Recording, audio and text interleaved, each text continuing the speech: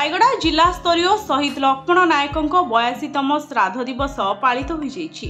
रायगड़ा कोरापुट जातीय राजपथ मार्ग श्री शास्त्री नगर ठारे अवस्थापित शहीद लक्ष्मण नायकों प्रतिमूर्ति रे पुष्पमाल्य अर्पण कर श्रद्धांजलि अर्पण कराइथिला।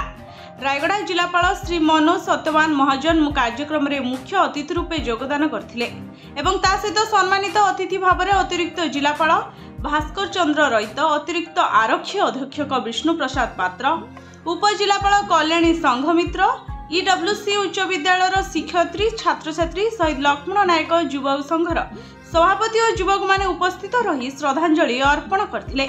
जिला सूचना और लोक संपर्क कार्यकालय उपनिर्देशक बसंत कुमार प्रधान, पीतवास विश्वाल, राजस्व सहायक भवानी सबर, डंबरुधर पंडा, वरिष्ठ क्षिप्र लेखिका कुमुदिनी मिसाल योगदान करथिले। शास्त्रीनगर ORACWC विद्यालय छात्र मध्य अनुष्ठित होइतिबा भाषण प्रतियोगितार कृति प्रतियोगिता को पुरस्कृत मध्य कराइथिला। रायगड़ा जिला प्रतिनिधि मुरली बच्छांग रिपोर्ट, ओडिशा न्यूज 27।